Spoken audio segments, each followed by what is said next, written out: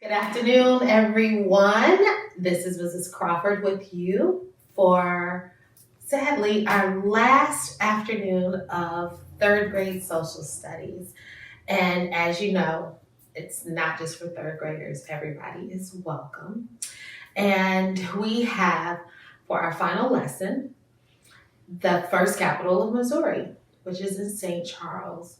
And so I have some information so we can learn about the first capital, why it was chosen, and kind of the things that were happening there.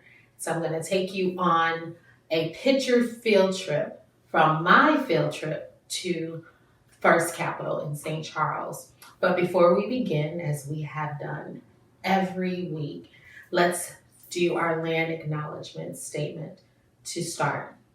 Okay, let's go. We would like to acknowledge the ancestral territory of the Mississippian Mound Builders and the Osage. It is important to recognize not only their land, but also their elders of the past, present, and the future. They were unfairly removed from the land we live on now. We will continue to learn about Native people and other cultures. So, let's begin.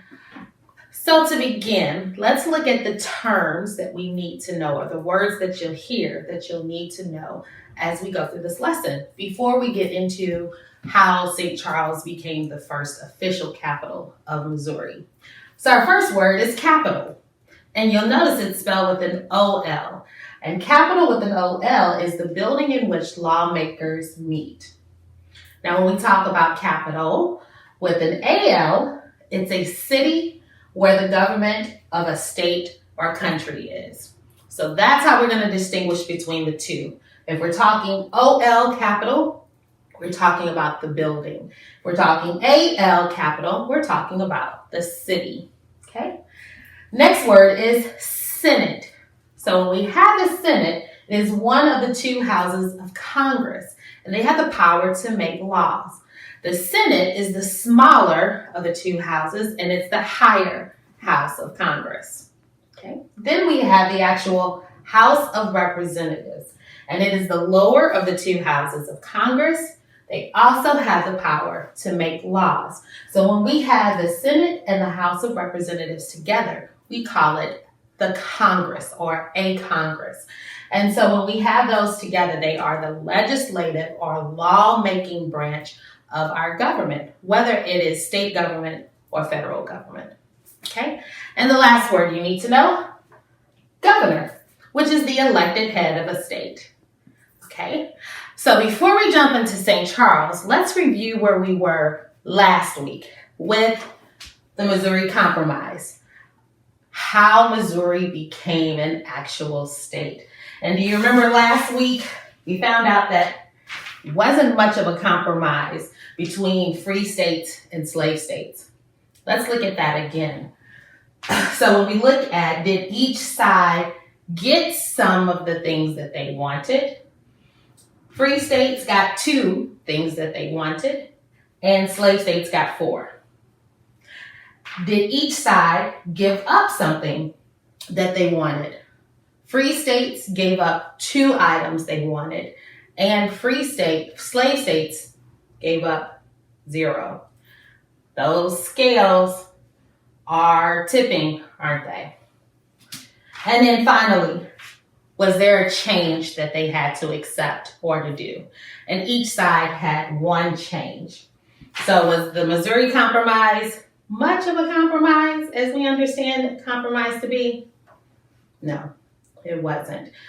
And not only Missouri, but the United States as a whole still had to deal with not settling the debate about slavery. Remember that? Did states resolve the moral question of owning people with the Missouri Compromise? No, they did not. And yet still, Missouri did become the 24th state on August 10th, 1821, through that Missouri Compromise. So Missouri's first legislators, some of them frontiersmen and others of them gentries, met in a building on the first Capitol, Missouri's first state capital, historic site of St. Charles. to undertake the task of recognizing Missouri's territorial government into a progressive state system. And so, before Missouri was even granted statehood, various locations in the St. Louis area had served as the seat of government, including right here in St. Louis downtown. As statehood became more and more certain, they began a search for a permanent site. They had to decide where would be the best place in our whole entire state to actually have a permanent capital. So I do have one video from my field trip to First Capital. So why don't we take a listen to Anne to find out from her how the decision was made on where to have a permanent capital and how St. Charles was chosen as the capital's first temporary home. Your capital. They also know the Missouri River is going pretty much across the territory. So they want to have the capital on the Missouri River. But they write in our Constitution, and it is unusual that you write in your Constitution where you want your capital to be located. But they want it within 40 miles of where the Osage River comes into the Missouri River. And that's because the rivers are your quickest way of traveling. They're like the highways at the time. So they're the quickest ways to get around.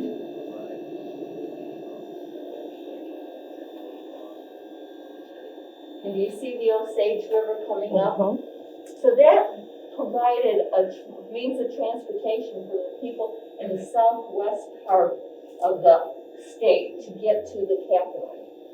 So that's how it's decided to have it where it is today, within 40 miles of where that river comes in. The problem is it's going to take, they figure 6 years at least, because this is the wilderness, to get everything out there and build a capital. And they need a temporary place for the government to meet until the city of Jefferson is built. They almost named it Missouriopolis. That's so funny. So when all these little towns hear that there's an opportunity to be the capital, even if it's only temporary, they're sort of like all raising their hands going, choose me, choose me. So the government says you need to have a building that will provide a space for our senators, a room for our representatives, and a committee room. Well, the row house next door was built by the Peck brothers in 1818. They built a residency and a general store on the first floor. And on the second floor was rooms that they rented out. And we know the militia met there. We know that they debated dueling there. We know that they impeached the judge up there. So the people in Missouri, or if you needed to rent a room, the Peck brothers would be happy to rent you the rooms that you needed. So the people here in St. Charles knew that they had those rooms. And so they sent a delegation down to St. Louis to convince them that they should come to St. Charles. And the third thing, along with having the particular rooms, they also had to be on the river, so it would be easy for them to get there. The problem is that we're just kind of getting over a recession. Anne did a great job of explaining what they were looking for at that time and how they chose Jefferson City, as well as how they chose St. Charles. So let's review it a little bit. So they wanted the state capital that was going to be the permanent state capital to be where? Right, somewhere along the Missouri River. And they also wanted it to be in the middle of the state as much as possible. There was another river involved. Do you remember the name of that river? The Osage River. They wanted whatever the location to be to also be no more than 40 miles away from the Osage River, or access to it, because of all of the trade that was happening, as well as, remember this move west that we're trying to do after Lewis and Clark. So they needed it to be in the center of the state, off the Missouri River, no more than 40 miles from the Osage River. And they found it. We call it Jefferson City, right? So it was undeveloped, completely woods, and they had to go ahead and tear down everything around it in order to build the actual state capitol building, OL. And while they did that and waited on the city of Jefferson, or Jefferson City, to be ready, they had a temporary home that they were looking for. And there was a lot of places. Did you see all the cities that were trying to be the temporary capital? And they chose St. Charles. It was along the Missouri River still. It was easy access for trade and for people being able to get back and forth into the city. The citizens of St. Charles pledged that if their home was chosen, that they would do something special. Yes, they would provide the space for free. And so in stepped the Peck brothers. And the Peck brothers had their store, and then there was another store next door to it. And so we had the Missouri State Parks Historical Building is next door. But then the Peck brothers won the bid by offering their building here for free. The Senate and the House of Representatives were able to meet on the second floor of the building, and the Peck brothers were able to keep their store and their home on the first floor. And if you look really closely here, you'll see a picket fence. The Missouri River used to be a lot shallower than it is now, and it was a lot wider. The Missouri River, where we see it here in the picture, actually came all the way up to the picket fence.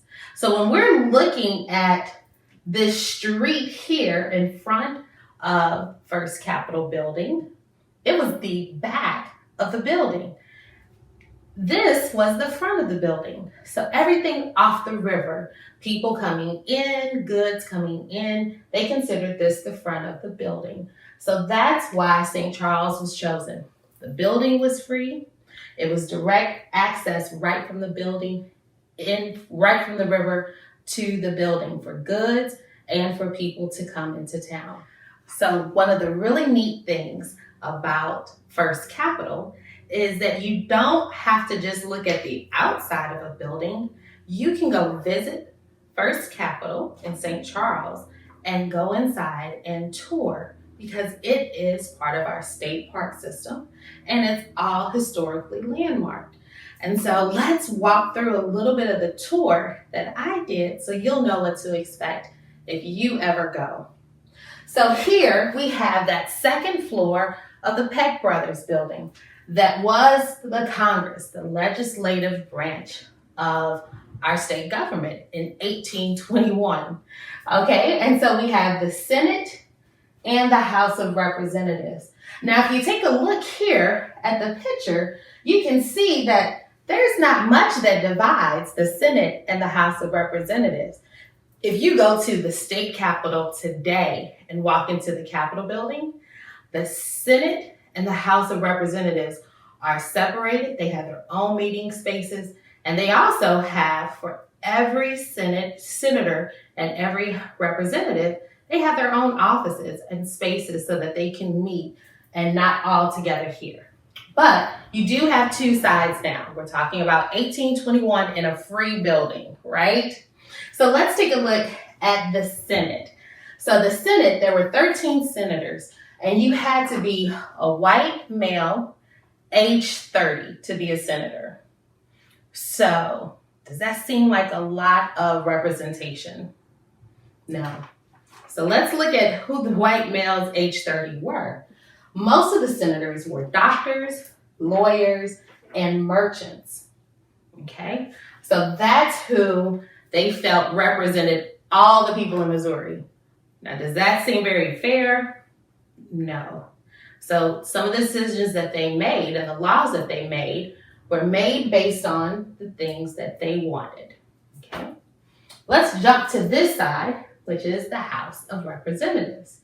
Now, the House of Representatives, you see they don't have nice tables and chairs. They sat on these benches here. And there were 34 representatives. And to be a representative, you had to be a white male, at least age 24. And so again, we have that imbalance of representation for people in the state. So who do we have missing? Yeah, we don't have any Native people represented, no women, and you have no African Americans represented either. So again, they're making decisions that they think are best for everybody in the state, but it really represents them. Most of the members of the House of Representatives were farmers or frontiersmen or fur traders. And so there you have your two parts of Congress. And I thought this was really interesting. So you see here some of the writings and the tools that they use to write. This would be their version of a laptop. So senators had tables. House of Representative members did not have anything to write on. So they had these laptops, these lap desks that they used, that if they opened it all the way up, they had a slate, or they could use chalk on this black part here, but it also had a place for them to keep their ink well and their quill for writing, because they didn't have pens and pencils, no mechanical pencils for them, right? And then down here, they didn't really have access to ink like we think of coming out of a pen when we write now. Their ink was made from different things that could stain paper. So when you're trying to mix water and oil and something that'll stain like berries, it takes a long time for your writing to dry. And they would write something and have to wait hours and hours to let it dry. So they came up with a solution. They would take sand and pour it onto the paper and then shake the sand off into the sand pit. And the sand would stick to the writing that they had. And then it would only take about half an hour to dry. Pretty interesting, huh? So their first, what legislation would you need first when you have a new capital and you're a new state? Well, for Missouri, the first legislation passed was called Sit and Spit. So sit and spit was because they liked to chew tobacco. But here in this aisle, they had little tins where they could spit tobacco out. But if you were sitting somewhere in the middle of the bench, not close to the aisle or an outside of the bench, you had nowhere to spit. So you would have to get up and walk around, and then you would stop and talk to people, and it was causing a distraction. Just like if you were to get up and randomly walk across your classroom, your teacher would ask you to sit down so you guys could finish working.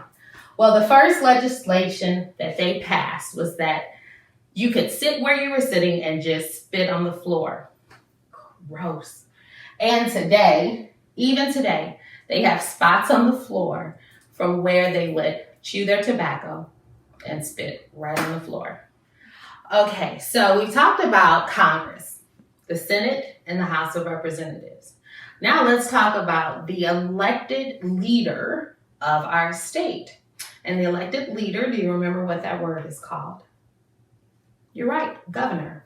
And so St. Charles was capital for 5 years. And in 5 years, we had 4 governors. So let's take a look at those 4 governors. We have pictures of 3 of them, and I will tell you why. Because one of them was only governor for about 5 months. So this is one of the walls that they have, and this is the actual governor's office that was used. The first governor during this time was Alexander McNair. He was the first governor of the state of Missouri, and he actually was the governor when they came into St. Charles. He was governor from 1820 to to 1824. So right before we got our statehood. He was actually not from Missouri. He's from Lancaster, Pennsylvania. He was a frontiersman, and believe it or not, he beat William Clark in the election to be voted as governor of Missouri, first governor. A lot of people thought William Clark would win, but more people did not like the friendly relationship that he had with Native people because they thought that Native people would block them and stop them from being able to move onto lands that they wanted. So they weren't able to take the lands. They thought that William Clark would compromise too much with the Native Americans. And so they selected Alexander McNair to be our first governor of Missouri. So our second governor of Missouri was Frederick Bates. And you'll take a look, 1824 to 1825 is not a long time at all. He was from Loudoun County, Virginia. He was an attorney, and he actually lived right across the river from St. Charles in what we call now Chesterfield. And he was the secretary of the Louisiana Territory, and he was appointed that position by President Thomas Jefferson. So we have another tie-in with that Louisiana Purchase and Territory that we talked about a few weeks ago. So unfortunately, he died in office from an accident. I think he fell into water. He got pneumonia and was sick and ended up dying a few weeks later. And his lieutenant governor, the person that was right under him, was supposed to take over, but he had resigned so he could take a job with the federal government. And then they went to the next person, and that person was like, I don't want that job. So they went to the person who was head of the Senate at the time, and his name was Abraham Williams. So he governed for about 5 months, and you can see a picture of him right there. Abraham Williams decided not to run again, not to run for office when they had a special election that December, and John Miller ran, and he had no one running against him. And so John Miller was governor of Missouri from 1826 to 1832. Yes, quite a while. He was actually the governor when the permanent state capital, Jefferson City, was ready. He was also not from St. Louis or Missouri. He was from Martinsburg, Virginia. He was a newspaper publisher. He was also a colonel in the Army. And these are our first governors of Missouri. So if we think about something, we think about frontiersmen, an attorney, a newspaper publisher, and a colonel, and we look where they're from: Pennsylvania, Virginia, and Virginia. And we think about Missouri being a free state or a slave state, that compromise that we had to make. If we think about where Pennsylvania and Virginia is, what do you think that would mean about where their stances were when it came to the question of slavery? Very good. Alexander McNair from Pennsylvania, he was a frontiersman.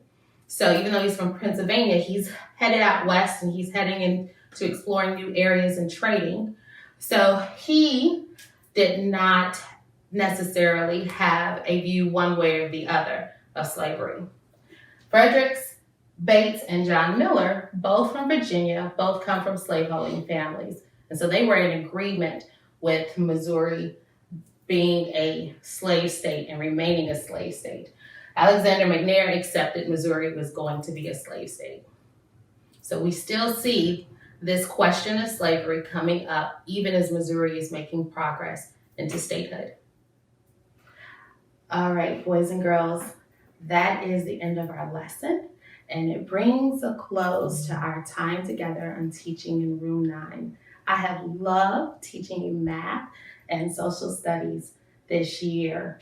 And if you would like to learn more about Missouri history or St. Louis history or history period, you can go to those places we went to on our field trips, the Lewis and Clark Boathouse and Museum in St. Charles, and right up the street First Capitol, which is a state park, and it's in St. Charles as well.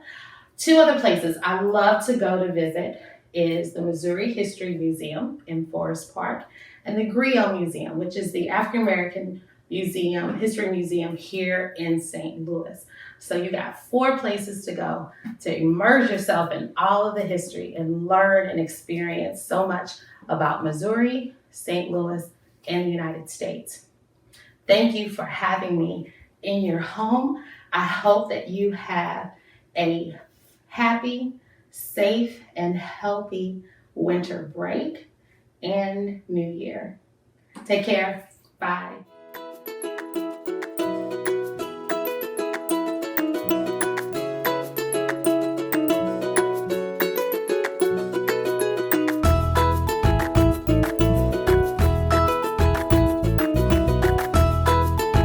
Teaching in Room 9 is made possible with support of Bank of America, Dana Brown Charitable Trust, Emerson, and viewers like you.